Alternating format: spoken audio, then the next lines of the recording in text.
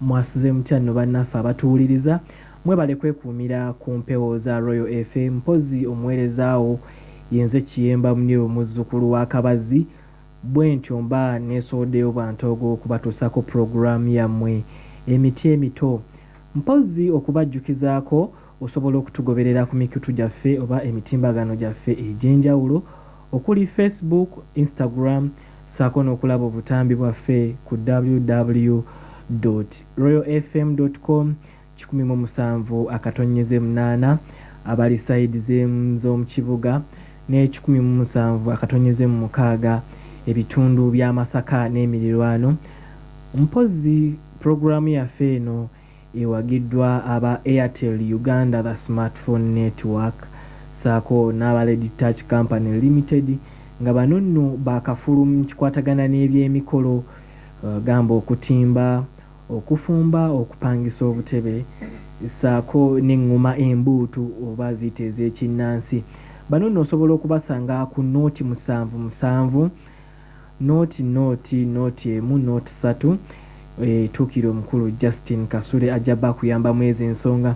Mpozi omulama gw'olwaleero guli nti ebiragalalagala bingi byeyongedde mu miti emito oba mu baana abato nga gwoba oli awo olunaku lwaleero twagala tumanye kyekiyinza okuba nga kireetedde okuba nti ebiragalalagala byeyongera mu miti emito. Eno mu lunaku lwaleero sirinzekka wabula nayise n'abagenyi bange abalungi era bajja kuba batweyanjulira bulambalamba omu ku omu mpozi okujjukizaako ennaku z'omwezi ziri 13 omwezi ogw'omukaaga omwaka 2022. So kati tujja kusookera ow'omugenyi waffe asooka ajja kubeera atweyanjulira naye tumumanye mu butongole. Asize mutya abatuwuliriza amanya nze manya Evelyn okuva ku MRU. Tweyanziza nnyo ndowooza muwulidde bulungi manya Evelyn okuva ku MRU. Nyabo MRU kitegeeza kyova oli awo omuwuliriza waffe akitegeere bulungi. MRU mu bulambalamba ye Mutesa One Royal University. Tweyanza nnyabo ojja kutuweera akazindaalo omugenyi waffe addako naye atweyanjulire mu butongole. Mwebale kwekuumira ku mpewo zaffe za MRU. Erinnya nze Tracy Kasemire okuva ku ssettendekero lya Mutesa the First Royal University eya Ssaabasajja. Tweyanziza nnyo. Tusigazaayo omugenyi waffe omu naye agenda kuba atweyanjulira mu butongole. Mpozi toweerabira oli ku Royal FM 17 mpozi oludda lw'e Masaka 17 n'ebitundu ebirinaanyeewo omugenyi waffe owokubiri akazindaalo kako. Musiibye mutya abalungi abatuwuliriza amanya n'eddoboozi mpitibwa Nalubega Mariam nga nvudde ku MRU. Tweyanziza nnyo Nalubega Mariam ndowooza mumwewuliriddeko. Mpozi okujjukiza nti tuli ku Programe Emiti Emito era nga olunaku lwaleero tugenda kuba twogera ku nsonga y'ebiragalalagala. Gw'oba oli awo wandyebuuzizza lwaki ebiragalalagala byeyongedde mu miti emito. So kati ze zino ensonga wammanga ze tugenda okuteesaako n'abawuliriza baffe nammwe muzimanye. So oba oli awo wandyebuuzizza ebiragalalagala kye ki? Ebiragalalagala ninza okugamba gwe munnaffe omulungi atuwuliriza nti ebiragalalagala byebyo ebikozesebwa ebiyinza okuleeta enkyukakyuka oba ebiyinza okukyusa entegeera ku mutwe gw'omuntu. N'oba oli awo ne weesanga ng'omuntu ali mu kkubo atambula yayogeza yekka tategeera n'ogamba bannaaye ono ki ekimwetedde kino. So kati z'ensonga lwaki tugenda kuba tubyogerako wammanga ensonga ezitali zimu. Ebiragalalagala bisobola okuba nga binuusibwa oba nga binywebwa nga muno mwotwalidde omwenge mwotwalidde taaba. Abangi nnyo abavubuka abato bettanidde ebintu bino wowe oli awo nga si birungi. So kati nja kutandika n'omugenyi wange asooka manya Evelyn ajja kuba atuwa ensonga lwaki ebiragalalagala bino byeyongedde mu miti emito atubuulire endowooza ye. So nkwadde eddakiika 5 z'ogenda okukozesa otubuulire ensonga zo mu bulambalamba.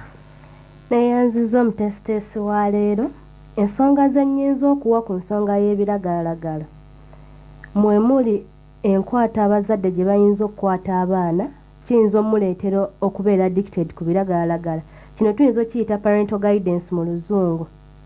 Parental guidance, omuzadde ayinza okubeerawo nga ye omwana we amuleka n'akola by'ayagala, tayagala kunenya ku mwana we, oba alina ensobi gy'akoze akireka bulesi n'akitwala bw'atyo. Ate n'ekirala, abazadde ennaku zino beemalidde nnyo mu mirimu, batwala emirimu nga first priority ku baana baabwe. Abaana ne babalekera abakozi, omuzadde agenda omwana yeebase akomawo yeebase, kati tafuna budde bwakwogerako na mwana we era tayinza na kumanya biki mwana we byakola oba mu misana awo nga taliiwo.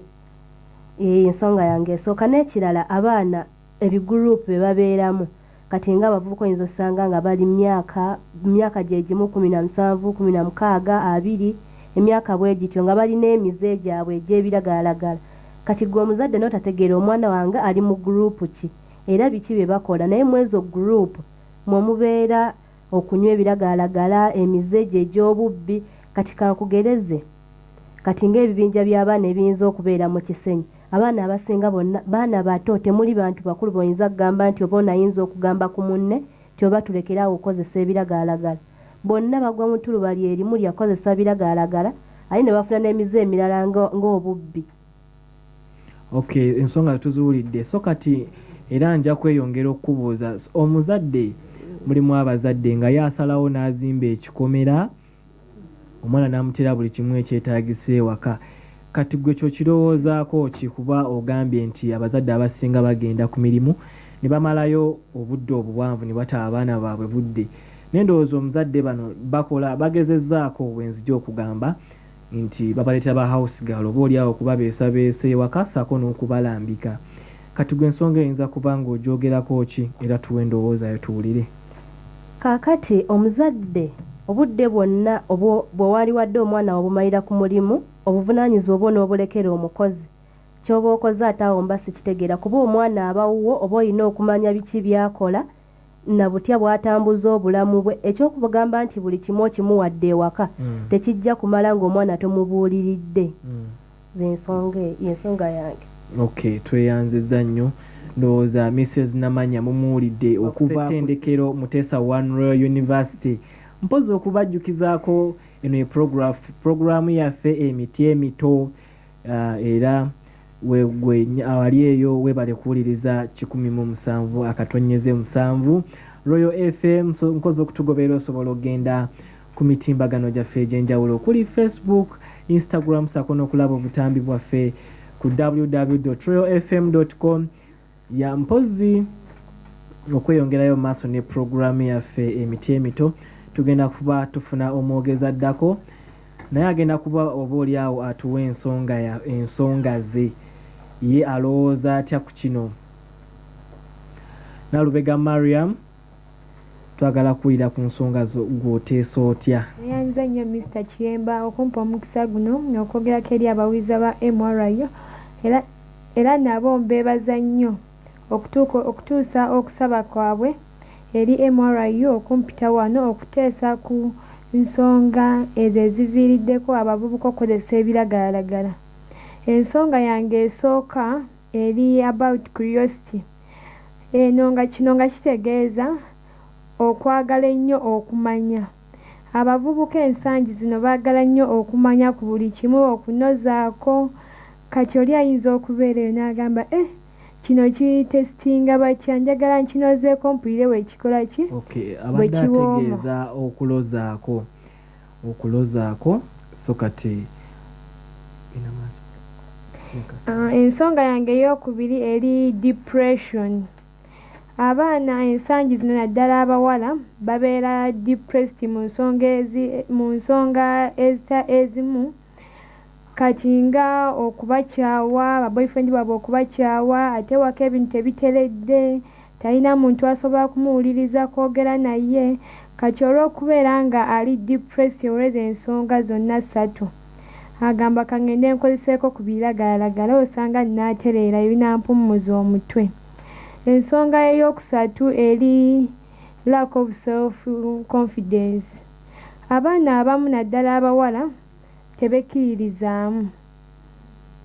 abaana abamu naddala abawa tebekkiririzaamu era oli alowooza olw'okukozesa ebiragalalagala osanga anaafuna amaanyi n'atandika okwekkiririzaamu g'osanga nga ku kyalo yazimbazimba yagamba gundi nja kukuba ate eyali teyeewaga ng'ensangi ezo kati ebiseera ebyo nga yeyeewaga. Ensonga endala eri poor control. Abazadde baffe ebiseera bino tebakyamanyi nkuza y'abaana bulungi. Okugeza ebiseera bino omuzadde waka ayinza okukuba omwana eriiso. Omwana n'amugamba taata weemoola biki? Taata biki ebyokola mu maaso g'abagenyi? Kyokka ng'edda abazadde yakubanga eriiso ng'omanya ki kyategeeza. Naye ebiseera bino omwana abo tebakyabimanyi. Abazadde baagadde nnyo okuyiza abaana mu bintu eby'ekizungu ne bava ku bino ebyaffe eby'abajjajja baffe. Okay. So kati ensonga ya Mariam Nalubega naye tugiwulidde bulungi. So kati tukagamba ye ateeseza nti abazadde beesuuliddeyo gwa naggamba oba oliawo kugunjula abaana mu bintu eby'enjawulo ebitali bimu. Pozi webale kwekuumira ku 17 Royal FM tugenda kufuna omwogezi waffe owokubiri oba omugenyi waffe owokubiri. So kati tusoke tuveeko mu bubaka bw'abakama baffe ate tugenda kukomawo bulambalamba. A glance at the aim of regionalism empowerment. When you take a sport or either take a deep look at the way the AIMA Regionalism Department is devoted to the practice. It is hands-on to every participant and backed by the well-stocked studios of Royal FM and AIMA Real TV. The department has fed the group of practice with outstanding personnels backed by professionals in the practice, and it is seen from the products of the different students. Take a glance at every sector. The Royal FM has all the required machines and personnel to release a well-backed student.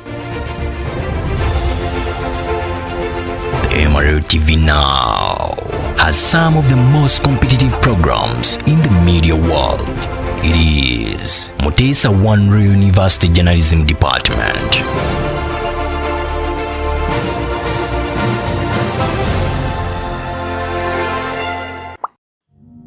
Pozi webale kwekuumira ku 17 Royal FM tugenda kufuna omwogezi waffe owokubiri oba omugenyi waffe owokubiri nga ye Tracy naye agenda kuba atuwa ensonga ze mu bulambulukufu tuzimanyi. Madam Tracy baako ne kyotugamba. Neyanziza nnyo mukama wange olw'omukisa guno gumpadde okwogerako eri abawuliriza baffe aba Royal FM. Okwongerako ku nsonga z'abannange bonna ze boogeddeko okusinziira ku ngeri kyekiyitira abavubuka ensangi zino kubanga beetanidde nnyo ebiragala. Ffenna tuzze tubalabe abamu bakyusiza ne munneeyisa naye nga tetumanyi kikiviirako.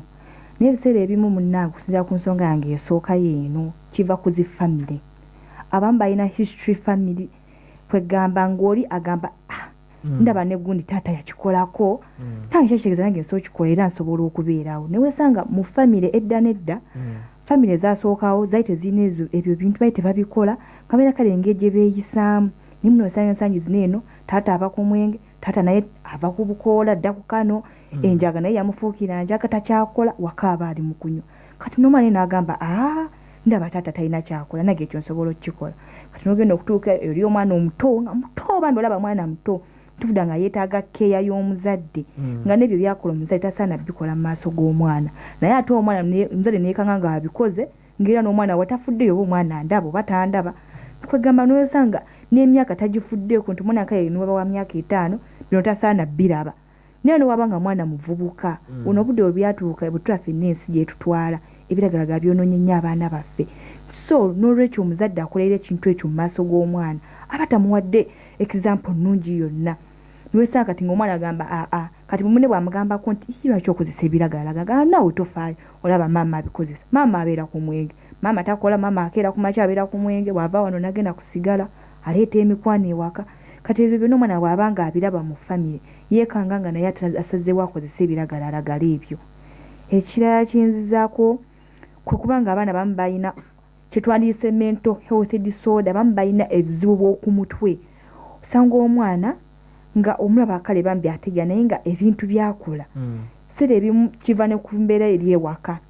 Kati ensangi zino eno ebisinga okuleetera abaana okubeera mu eyo embeera kugezaako ng'okwawukana kw'abazadde ewaka. Kuba kati omwana walaba nga abazadde be tebakwatagana, omuntu kyayita kale kitugamba nti batuuka sa ne bagenda mu divorce, eyo process ya divorce eyo omwana twasala n'awulira nga yeekyaye tabitegeera neyeebuuza kati mutuufu dda nze ngenda kubeera naani, ye ngenda kukola nti olaba abazadde abange balimu eno embeera, kitegeeza talaba biseera bya maaso byonna kakananga mune nga ye kyalaba ekisobola omukkakkanya kubagenda kankozese kale ku njaga ndaba bwe nayite kati nga waliwo eno pawuda abaana ensangi gwe bakozesa oyo okunuusaako okwo kati nagamba noza kangene kozeko no pawuda oba ebikerendakende bye basanga mu mabaala n'akozesaako asobole okukakkanya kiri yejjeko eri stress, yejjeko kiri eri nti bano bazadde bange bafunye obutakkaanya bagenze mu kwawukana kwegamba agezeko okwegumya muli eri n'ensanga nga bambi n'omutwe gukyankala n'essaawa byonna alaba abazadde bayomba kwegamba eyo embeera eyo ebiriddeko nnyo abaana ensangi zino kuba nga beenyigidde nnyo mu byokuba nga bakozesa ebiragala. N'ekirala ennaku zino eno osanga omwana myaka kale ng'ena 5 naye nga ye alaba akuze nnyo era teyeetaga gambwako teyeetaga kubanga Madam Trace tujja kusaba osambyeko obudde butulekawo era kyengendo sembyayo ennyo kwe kubanga famire tezifuddeeyo nnyo kuba ku baana baabwe oba kuba controllinga ate edda muntu yenna ku kyalo abakulu b'oku kyalo bafangayo nnyo eri ku buli mwana naye kati tosagamba ku mwana wa muntu tosa mugamba kwa nsonga omuzadde we ajja kujja ayombe nnyo mwana ng'omugambako otya gwamuzaala biki ebyo kati wekanga nga n'abakulu b'oku bitundu tebakyalina budde bwa kudda ku baana b'abantu bagambako nti munna ebyo mubiveemu kati kwegamba awo tewakyaliwo control yonna.